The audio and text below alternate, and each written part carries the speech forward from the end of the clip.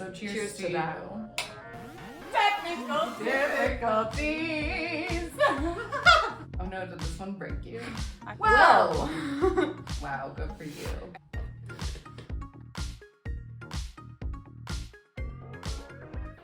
Hello everyone, and welcome to the very first episode of Kpop the CORK! This is the show where we read your submissions while drinking our favorite drinks. And this month, we asked you to send us your Kpop Confessions. So the way this is gonna work is that we are going to film all 4 episodes in one evening, where we will get progressively drunker as your confessions get progressively more embarrassing. So we have a lot of submissions from our listeners, and they are ranked from least to most embarrassing. So, and we have not looked at them. I have absolutely no idea what we are about to read. Yeah, I'm very excited to see what you all sent in. If you are one of our beloved patrons, then you had a special submission form just for you. So you will get a smaller pool to choose from, which means a greater chance of having your confession read on our show. Absolutely. So it's time to get started, right? Yes, and for every episode we will have a new drink, but since this is our very first one, we're going to start with our very favorite drink, which is, of course, a classic Prosecco. Just a good old bubbly. Costco, this is a good one. It's $7. You can't ask for anything more. You can't go honestly. wrong. And I love the purple label. It usually matches me. I just like it. So let's pop it and get it going. Ready? Here we go.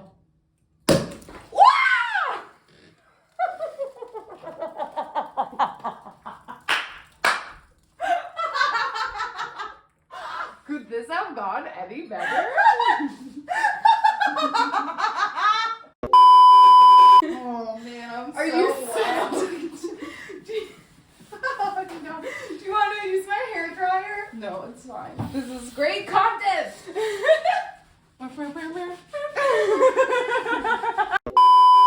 Pop right in your face. Right in my face. My Fucking yellow rude. sweatshirt. Don't get wine on Hyuna. That is inappropriate. This sweatshirt can't be washed. It cannot be washed. That is true. Hand painted. Okay. Right. Well, we cleaned that up. So now we're ready to all the go. way started. Cheers. Oh my god. What a fun start. We're gonna have a great time. We're This gonna is have a be great time. good. This is gonna be a good show. It's already off to a great start. All right, so we're starting. We have ranked. We asked you all to rank your own confession from 1, this doesn't bother me at all, to 10, I will die if this ever gets out. So we've ranked them all from 1 to 10, least to most embarrassing. We will be starting with the least embarrassing ones. Okay, ready? Here we go. I haven't looked at any of these. This first one is from a patron, and it says, Boa and Yuno are married.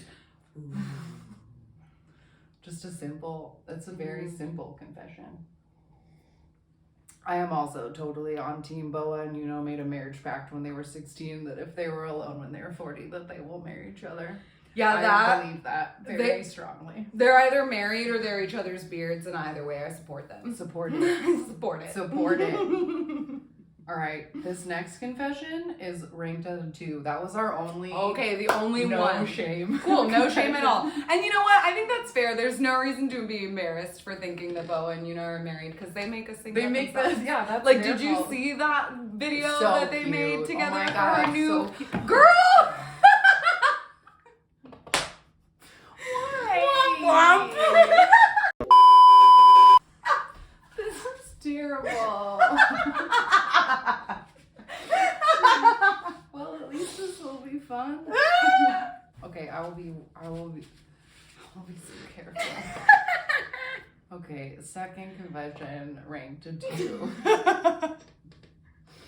This one says, I only stan boy groups. I've tried so hard to get into girl groups, but they're just not as interesting to me.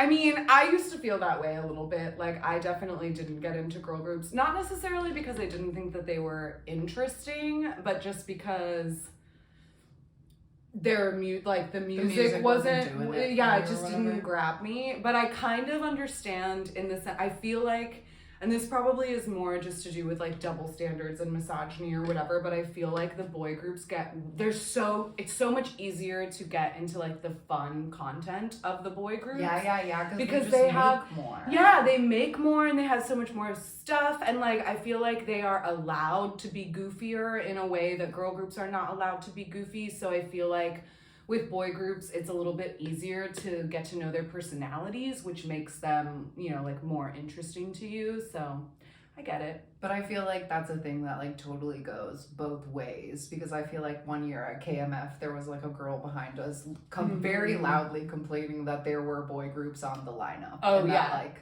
she only cared about girl groups. So like, I think that's kind of a thing. Some people do a one or the other. All right. Bold confession. Thank you for sharing. Thank you for sharing. Thank you for sharing. This next one is also rated a 2. Great. And it's a little longer. Oh, and there's a link. Okay, good. Here's the picture. Oh, damn. This is CL. I'll put it in the video, but this is CL in like a full fur, yellow, crazy outfit onesie suit. And this person said, around the time that CL did a shoot in this outfit, I saw a fuzzy fleece jacket at Target in the same shade. I bought it and I still wear it, and I love this look on CL. This is a great confession. I love buying clothes on because of K-pop things. Absolutely. My sunglasses are round because I love Minghao's round sunglasses. So I bought round sunglasses too. I spent hundreds of dollars on Pumas and had them shipped from Korea because Hyuna wore them. So I absolutely know how this game works. Yeah. We feel you. We feel you. We feel you. All right. Next one, also a 2. I think this episode will probably just be 1, 2, 3. Great. We're starting off easy. I like it. Okay, here we go. This one says, it took me so long to get into 17 because I thought they had the stupidest stage names. I said, there is no way I can love someone named Scoops. But now they are my faves. A scoop of ice cream. A scoop. Yeah, I mean, I also, like, the first time I ever heard the name The 8, I think I said on the podcast, that poor boy. Like, I can't believe he's named The 8. That's terrible. And he's my favorite member, so... And we also discussed in our stage name episode that it seemed like someone in 17 was going to be The 8. Like, someone was going to be named DK. Like, they had come up with the stage name before they had picked the boys. Yeah, and then, like, switched them around, which is very odd. But yeah, that's a fair confession, I think. I mean, and I honestly expected that to go, like, there was just too many of them. Or, like, the explanation for their name is too dumb. Because every time I have to explain why 17 is called 17 to someone who doesn't listen to K-pop, they literally look at me like I'm insane. And I just have to go, I know! I'm sorry there's not 17 of them. I know, it's silly. And Kara's always like, well, they should at least be 17 years old. And I was like, they were at one point. At one point. Some of them were 17. My hair keeps getting caught on these sequins. Oh, no. It's okay. All right. This is our last 2 rated, and it is also from a patron. Great. I still resist the cheerleader concept for girl groups. Somehow, it is just the democratization of the Lolita syndromes. Wow. Deep thoughts. Deep democratization of the Lolita syndrome.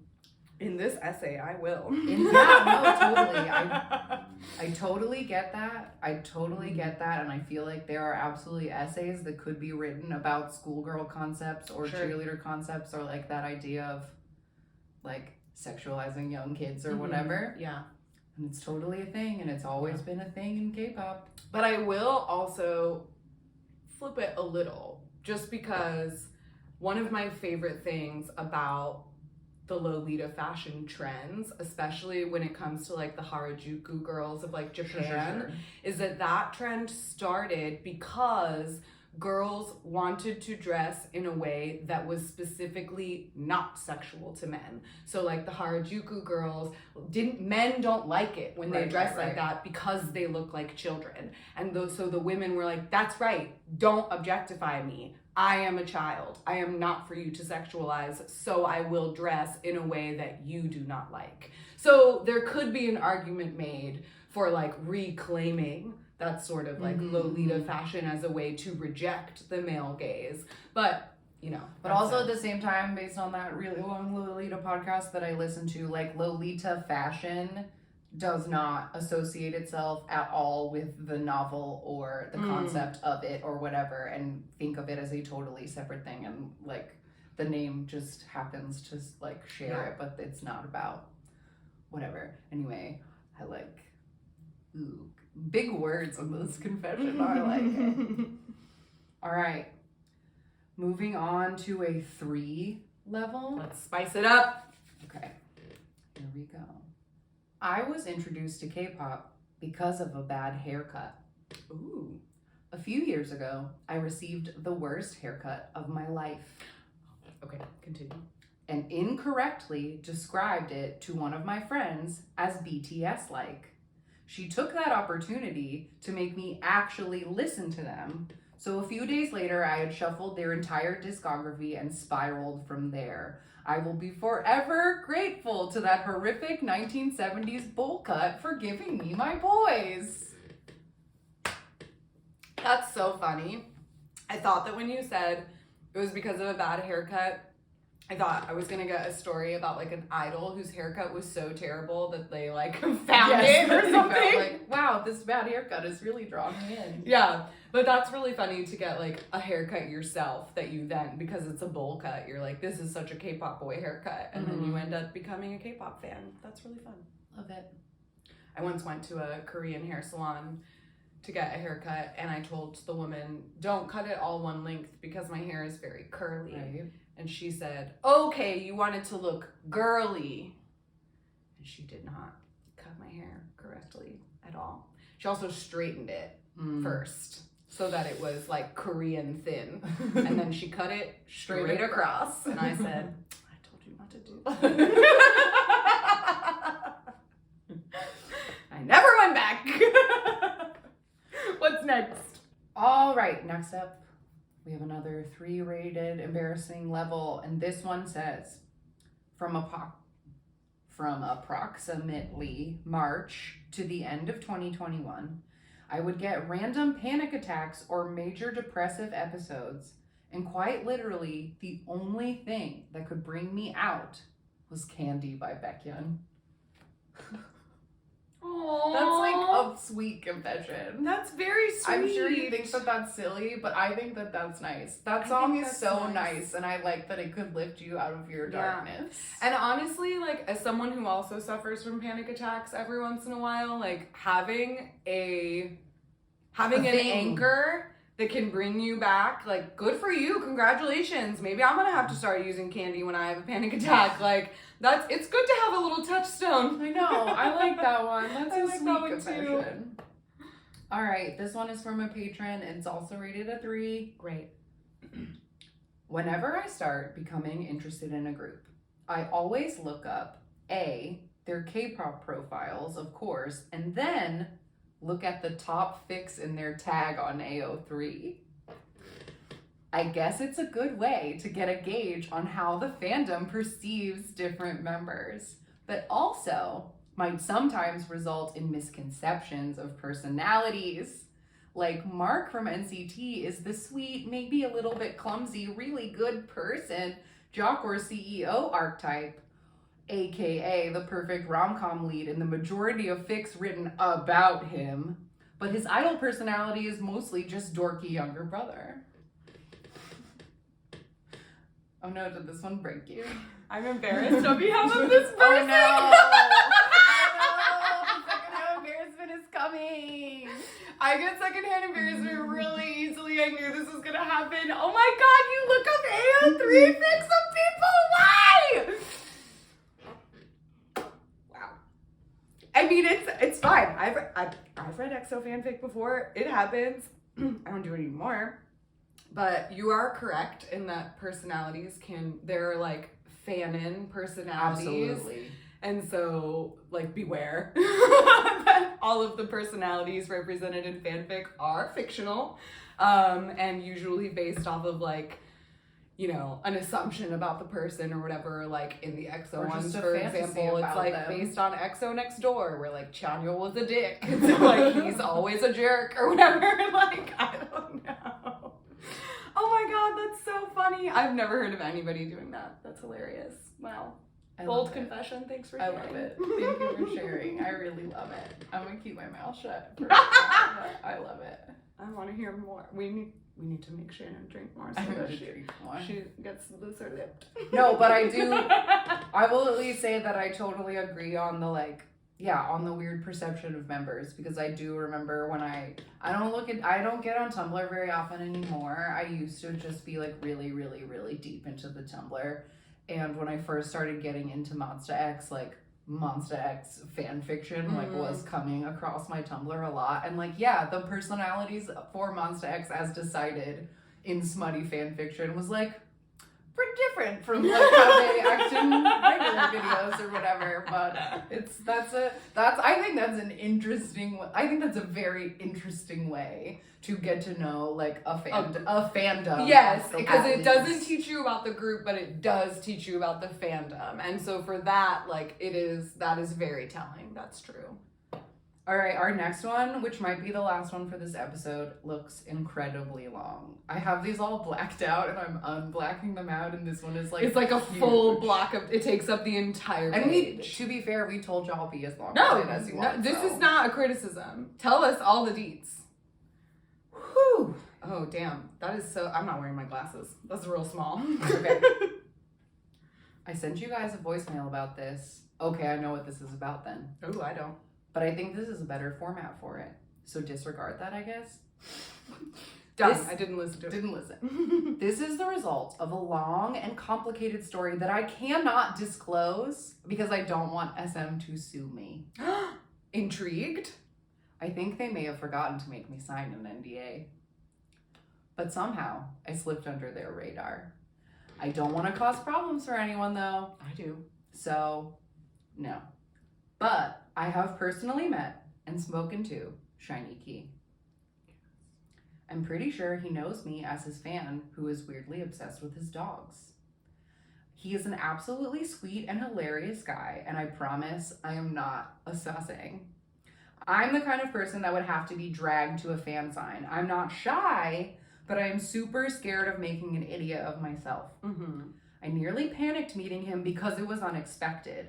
I knew it was a possibility that I might run into him because of the circumstances that I can't explain.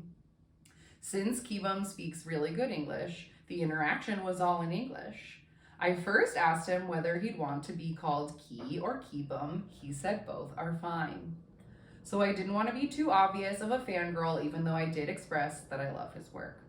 But I wanted to play it cool, so I asked him how Comde and Garçon, his puppies, are.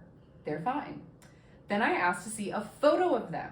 He pulled out his phone, and I thought I was going to get a dog photo that the public hasn't seen, but he literally just pulled up the dog's Instagram account, which is at Konga Life. He then said I must like his dogs more than I like him. And I was so flustered that I immediately said, no, you're amazing too. That night, when I was lying in bed, it hit me that I had been roasted by the Kim Kibum. I couldn't sleep and I started crying tears of joy. It was so overwhelming. But he made my life by teasing me. And because the whole story involves confidential information, I can never tell anybody about it. I'm so disappointed that we don't get this tea. I know. I'm very close to my parents and not even they know about it. Anyhow, I adore him more now and I want him to adopt me as his little sister, though I haven't told him that. They say never meet your heroes, but I got a chance to meet one of my olds and it was amazing. I wasn't sure what to rate this because getting roasted by Key is not something I'm actually ashamed of. Like I said, it made my entire life. However, the whole story definitely warrants a 10, so I'm putting it as a 4. There's no math there, just vibes. I sent y'all a voicemail about it. Oh no. Oh, they just posted it twice. That's the end of it. That's the end of it. It's not that long. It was just written in there. Double, but that's the end. Wow. And I think based on the voicemail that this person that whatever this was probably a work event, and they did not want to dox themselves and their job and their whole thing. So that's why we can't know like anything around it. But what a great story! That is great. That's so great. Sometimes I don't want to call them nightmares, but I have stress dreams. Yeah, like stress dreams about us like doing something for the podcast, but having the opportunity to speak to one or multiple shinies. And I don't know if I could handle it. Like, I feel like it's something that I honestly, like, I'm afraid to say this and put it out in the universe, but like, I don't know if I could do it. Like, I don't know if I could. Like, I watching Mara interview Victon, I was like, girl, sweating. I could not just pull out my Shawol card, which I never got, by the way. Yeah, where and are be those, like, SM? yeah, I'm a fucking shiny man, like, Shawol official. Like, I would we just, have tattoos. I would Yours cry. Is very big. Like, it's very large. Like, I would cry. They would walk into the room and I would fall to my knees and cry and not be able to be professional in any way, shape, or form. Like, I don't think I could do it. I don't think I could do it either. I think I would burst too into much. tears. I think I'd rather just like keep them like where they are. It scares me so much because like I'm also wearing my Timeen socks right now. Cute. But as an example, at my old job one time, I was very fortunate to get to meet Lance Bass from NSYNC. And I was a very big NSYNC fan when I was a kid, and Lance was my favorite. But I hadn't thought about it much. Like, I didn't stay a deep NSYNC fan. But when Lance Bass was standing in front of me and shaking my hand, I left my body, and when he walked into where he was going, my knees gave out from under me and I fell on the ground. It was so unexpected. I did not expect to react that way, but the 11-year-old in me who loved him so much couldn't fucking cope with being in front of Lance Bass. So the idea of meeting Shiny or seeing being close, I can't even think about it. I know. Part of me wonders if my fight or flight reflex would come in and I would just be able to shut it down and be super professional, and then as soon as they walked out of the room I would just collapse and be like, this was a fever dream. If I would just disassociate. Okay, seriously. If I would just it's just a little ones get sharp. Shh, stop. But I wonder if I would be able to compartmentalize in the moment and then just have an outer body experience the whole time. I truly don't know. I mean, we've never not gotten the opportunity to speak to someone that we've been a huge fan of. But when we got invited to Sunmi's show, we also got invited to speak to her, but the interviews were in New York, so we didn't get a chance to actually do it. But Sunmi is one of my all-time favorite solo artists, and I almost cried just thinking about it. Just the invitation itself made me cry, because I was they want us to talk to Sunmi? I can't! I couldn't. I don't know if I could. Yeah. I don't know if I could. I'm too big of a fangirl. For sure. So we commend you for keeping it together and having a fun dog conversation with Key, and wow, good for you. And you will have that roast forever. And that's so nice. So cheers to that. All right, so that is it for our first round of K-Pop the Cork, but we will be back next week turning it up a little bit on your embarrassment and making ourselves another drink. So stay tuned for our next episode of K-Pop the Cork!